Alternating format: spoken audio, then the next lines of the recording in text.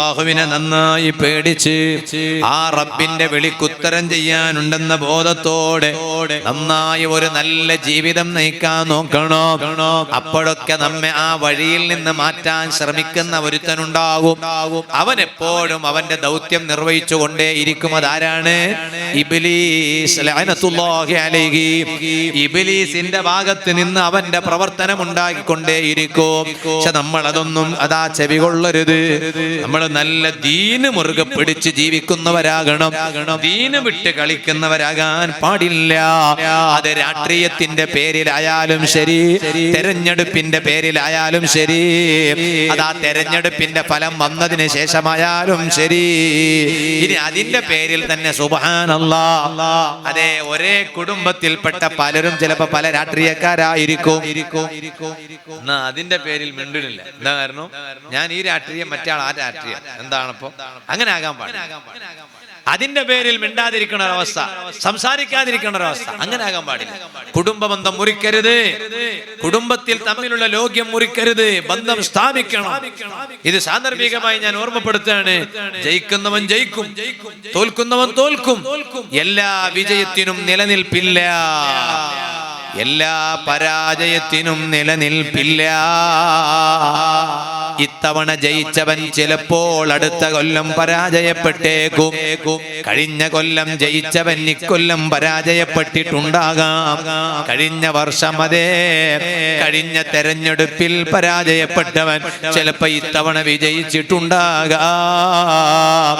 എന്നാൽ ഇവിടത്തെ ഭരണമോ, അത് പഞ്ചായത്താകട്ടെ, കോർപ്പറേഷൻ ആകട്ടെ, എന്താണെങ്കിലും ഇവിടത്തെ അധികാരത്തിന് നിലനിൽപ്പില്ല. അതിന്റെ പേരിൽ പടച്ച റബ്ബിനെ മറന്നിട്ട് അതിർ കവിഞ്ഞിട്ടുള്ളൊരു അമിതമായ ആഹ്ലാദ പ്രകടനമോ ആവേശമോ വേണ്ട. അതുകൊണ്ട് എനിക്കൊരു പൂർണ്ണ വിജയം കിട്ടിയിട്ടില്ല. അതേ, സന്തോഷിക്കണ്ടെന്നല്ല പറഞ്ഞത്. വോട്ട് രേഖപ്പെടുത്തിയവർ നമ്മളാണ്. അപ്പൊ നമ്മൾ രേഖപ്പെടുത്തിയ ആള് ജയിക്കുമ്പോൾ നമുക്കതിന്റെ പേരിൽ ഒരു സന്തോഷമുണ്ടാകും. അത് വേണ്ടാന്നല്ല ഞാൻ പറയുന്നത്. പക്ഷേ അള്ളാന്റെ ദീന് മറന്നിട്ടുള്ളൊരു സന്തോഷം അരുത് സത്യവിശ്വാസികളെ. കാരണം എനിക്ക് അതുകൊണ്ട് മാത്രം ഒരു പൂർണ്ണമായ സന്തോഷം കിട്ടിയിട്ടില്ല. പൂർണ്ണമായ സന്തോഷം എപ്പോഴാണ്? ഈ ഭരണമല്ലല്ലോ, ഈ അധികാരമല്ലല്ലോ. തുത്തിൽ മുൽക മൻ തശാഅ വതൻസിഉൽ മുൽക മിമ്മൻ തശാഅ വതുഇസ്സു മൻ തശാഅ വതുദില്ലു മൻ തശാഅ ബിയദികൽ ഖൈർ.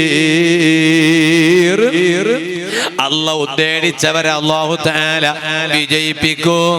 അല്ലാഹു ഉദ്ദേശിച്ചവരെ അല്ലാഹു പരാജയപ്പെടുത്തും. അല്ലാഹു ഉദ്ദേശിച്ചവരുടെ കരങ്ങളിൽ അല്ലാഹു അധികാരം കൊടുക്കും. അല്ലാഹു ഉദ്ദേശിച്ചവരെ കരങ്ങളിൽ നിന്ന് അല്ലാഹു അധികാരം പിറകോട്ടെടുക്കും. ഇതെല്ലാം റബ്ബിന്റെ പവറാണ്. പക്ഷേ ഈ അധികാരത്തിനോ ഭരണത്തിനോ ഇവിടെ ഒരിക്കലും നിലനിൽപ്പില്ല. നിലനിൽപ്പുള്ള ലോകം ആഖിറമാണ്. ലിമനിൽ മുൽക്കുൽ യൗം. ആ പരലോകത്തെത്തിയാൽ ഇവിടെ ജയിച്ചവൻ അവിടെ ഉണ്ടാകും. ഇവിടെ സ്ഥാനാർത്ഥികളെ ജയിപ്പിച്ചവർ അവിടെ വരും. അതിന്റെ പേരിൽ ആഹ്ലാദം പ്രകടിപ്പിച്ചവർ അവിടെ വരും. എല്ലാവരും അവിടെ വരും. എംപിയും ഉണ്ടാകും, MLA-യും ഉണ്ടാകും, പഞ്ചായത്തിലെ ജയിച്ചവനുണ്ടാകും, എല്ലാ മന്ത്രിമാരും അവിടെ ഉണ്ടാകും. ദുനിയാവിൽ അധികാര കസേരയിൽ കയറിയിരുന്നവനും അവിടെ ഉണ്ടാകും. എല്ലാവരോടും റബ്ബിന്റെ ഒരൊറ്റ ചോദ്യമാണ്, ലിമനിൽ മുൽക്കുൽ യൗം. അല്ല ജനങ്ങളെ, ഇന്നത്തെ അധികാരം ആർക്കുള്ളതാണ്? ആഖിറമാകുന്ന ലോകമല്ലേ, യൗമുൽ ഖിയാമയല്ലേ. ഈ ഖിയാമത്ത് നാളിന്റെ അധികാരം ആർക്കുള്ളതാണെന്ന് റബ്ബ് ചോദിക്കുമ്പോൾ ഒരാളും മിണ്ടുന്നില്ല, ഒരാളും പ്രതികരിക്കുന്നില്ല, ഒരാൾക്കും മിണ്ടാൻ കഴിയുന്നില്ല. ഉടനെ റബ്ബിന്റെ മറുപടിയാണ് ലില്ലാഹിൽ വാഹിദിൽ ഖഹാർ. ഏകനായ റബ്ബിനാണ് അവിടുത്തെ അധികാരം, വേറെ ഒരാൾക്കും അവിടുത്തെ അധികാരമില്ല. ആ റബ്ബിന്റെ അധികാരം മാത്രമുള്ള പരലോകത്ത് ഓ ഈമാനുള്ള സത്യവിശ്വാസികളെ, ഈ സാധുവായ ഞാൻ എന്റെ രണ്ട് കാലും സ്വർഗത്തിൽ കാണുന്നത് വരെ എനിക്ക് സന്തോഷിക്കാൻ വകുപ്പില്ല. എന്തിനേറെ മാന്മാര് പറഞ്ഞത്, ഒരു കാല് സ്വർഗത്തിലാണ്, മറ്റൊരു കാല് സ്വർഗത്തിന്റെ പുറത്താണ്. എന്നാൽ പോലും നീ ഉറപ്പിക്കണ്ട, രണ്ട് കാലുകളും സ്വർഗത്തിലായി നീ കാണുന്നത് വരെ നിന്റെ പരിപൂർണ വിജയം നിനക്ക് നേടാൻ കഴിഞ്ഞിട്ടില്ല.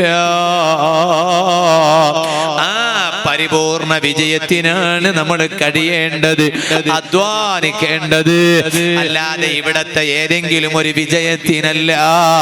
അതിനുവേണ്ടി നന്നായി അധ്വാനിക്കണോ, അതിനുവേണ്ടി നന്നായി ശ്രമിക്കണോ.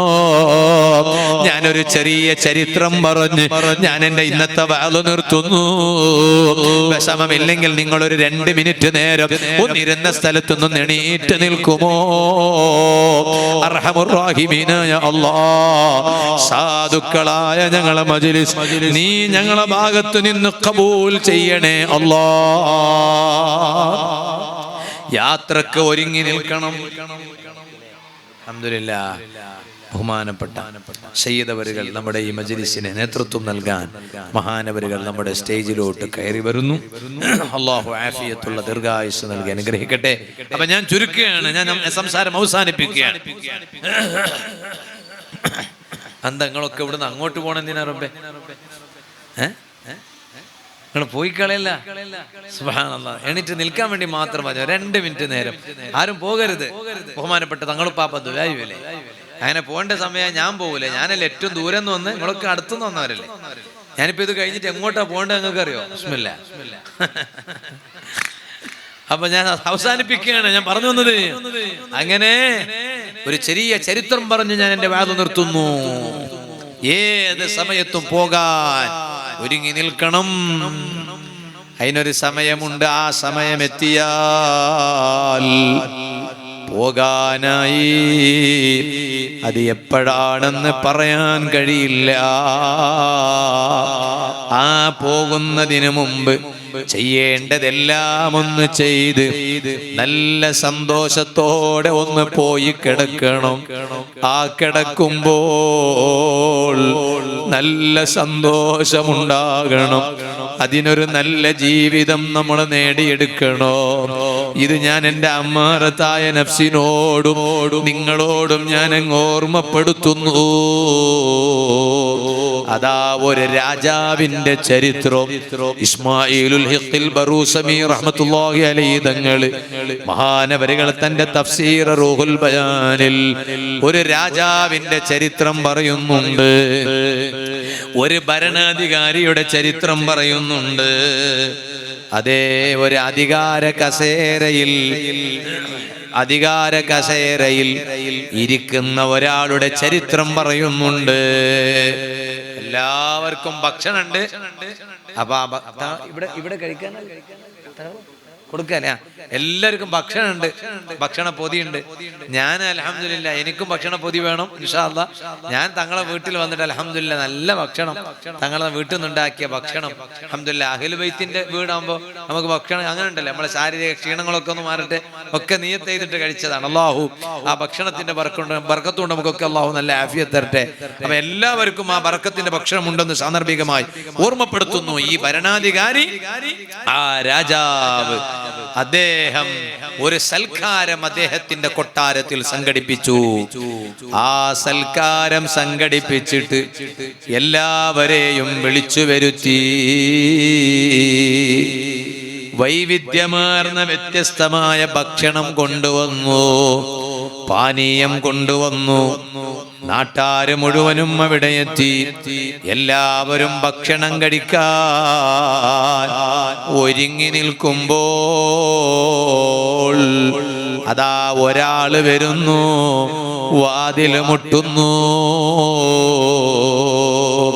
പക്ഷേ അതൊരു ചെറിയ മുട്ടലല്ല.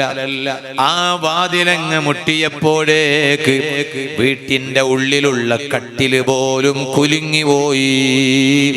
വീട്ടിന്റെ ഉള്ളിലുള്ള കട്ടില് പോലും കുലുങ്ങിപ്പോയി. അതേ കതക് മുട്ടിയതാണ്, വീട്ടിന്റെ വാതില് മുട്ടിയതാണ്.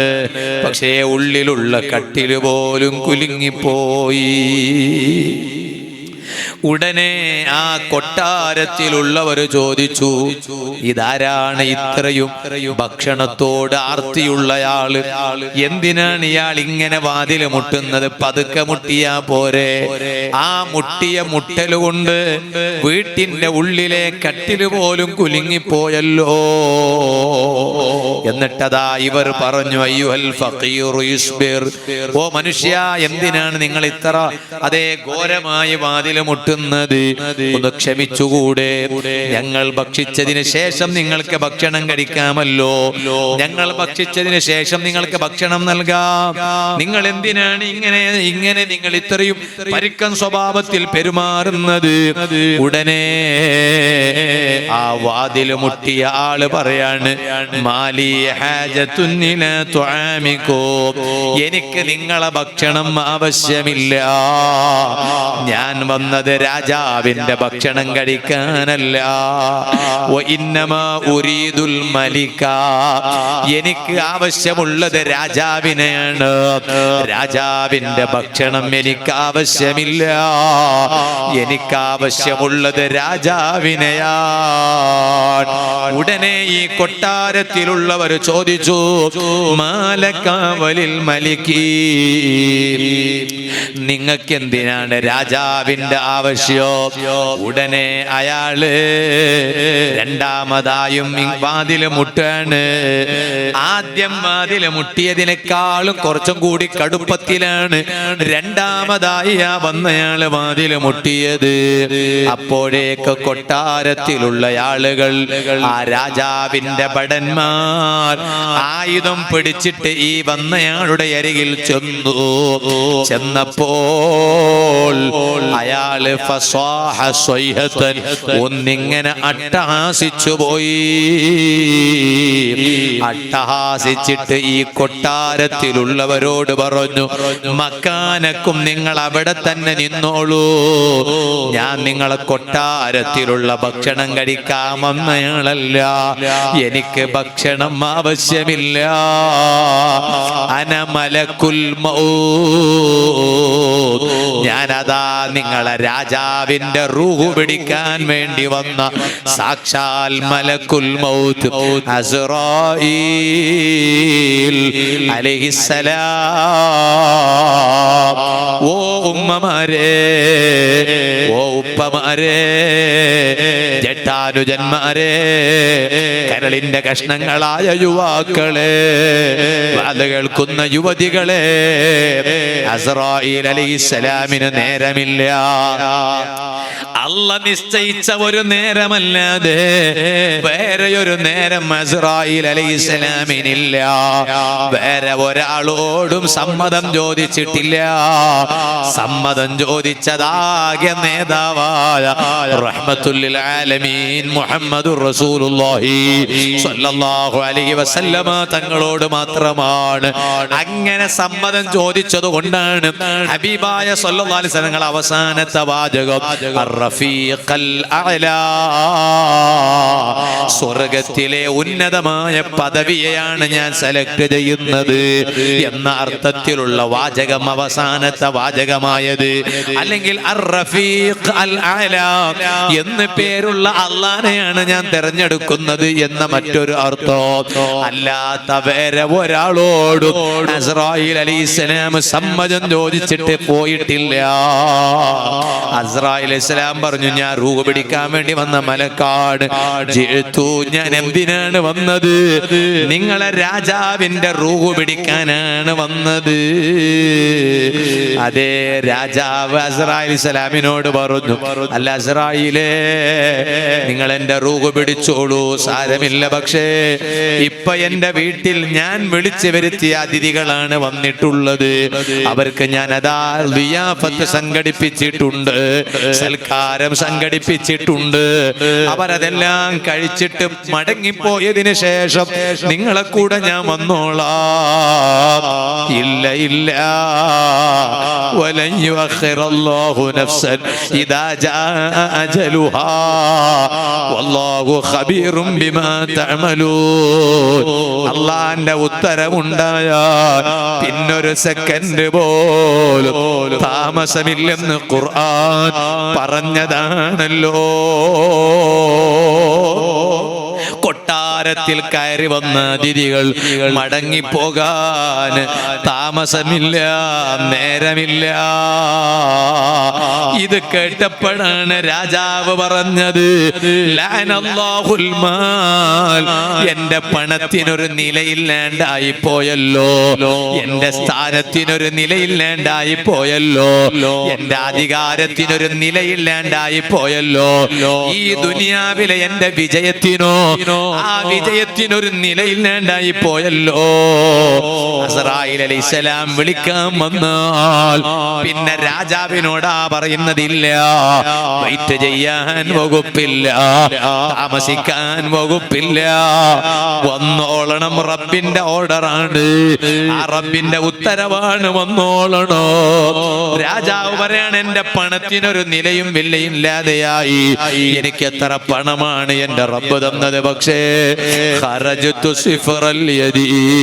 എന്റെ കയ്യിൽ ഒന്നും കൊണ്ടുപോകാതെ അതാ ഞാൻ എന്റെ കൈ മുഴുവനും കാലി വെച്ചിട്ടാണല്ലോ ഞാനിതാ റബ്ബിന്റെ വിളിക്കുത്തരം ചെയ്തു പോകുന്നത്. ഞാനുണ്ടാക്കി വെച്ച പണത്തിന്റെ ഉപകാരം എന്റെ ശത്രുക്കളാണല്ലോ പിന്നീട് അത് ഉപയോഗിക്കുന്നത്.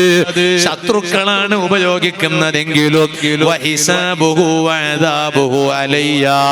അതിന്റെ ശിക്ഷയും അതിന്റെ വിചാരണവുമെല്ലാം റബ്ബ് ചോദ്യം ചെയ്യുന്നത് എന്നോടാണല്ലോ.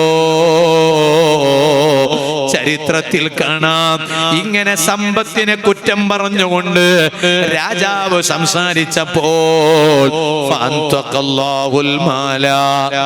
അല്ലാഹു തആല ആ രാജാവിന്റെ പണത്തിന് സംസാരിക്കാൻ അവസരം കൊടുത്തു. ആ സമ്പത്ത് അവിടെ നിന്ന് സംസാരിക്കാൻ തുടങ്ങി. എന്നിട്ട് പറഞ്ഞു, ലാ തുൽഇനന്നി, ഓ രാജാവേ, നിങ്ങൾ എന്നെ കുറ്റം പറയണ്ട, സമ്പത്താകുന്ന എന്നെ നിങ്ങൾ കുറ്റം പറയണ്ട. ബൽ ഇൽ അൻ നഫ്സക്, നിങ്ങൾ നിങ്ങളെ കുറ്റം പറഞ്ഞോളൂ. കാരണം സമ്പത്തിനെ അല്ലാഹ് എന്നെ നിങ്ങൾക്ക് അല്ലാഹ് കീഴ്പ്പെടുത്തി തന്നതാണ്.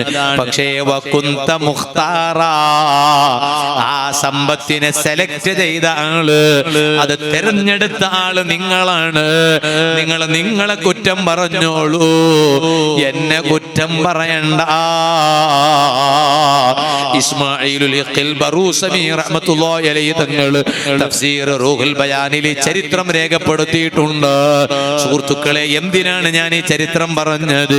എത്ര വലിയ ആളായാലും സമയമായാൽ പോവുകയല്ലാതെ വേറെ വഴിയില്ല. ആ പോകുമ്പോൾ ആ രാജാവ് എന്താ പറഞ്ഞത്? എല്ലാം ഇവിടെ ബാക്കി വെച്ച് പോവുകയാണ്. അങ്ങനെ ആകാതെ എന്റെ ഖബറിലേക്ക് കുറെ അങ്ങ് സമ്പാദിച്ചു, എന്റെ പരലോക വിജയത്തിന് വേണ്ടി കുറെ അങ്ങ് സമ്പാദിച്ചു. അങ്ങനെ ഒരു യാത്ര പോകാനാണ് ഞാനും നിങ്ങളും ശ്രമിക്കേണ്ടതെന്ന് മാത്രം ഈ സമയം ഞാൻ എന്റെ അമ്മാറത്തായ നഫ്സിനോടും നിങ്ങളോടും ഓർമ്മപ്പെടുത്തി ഞാൻ എന്റെ വാദം നിർത്തുന്നു.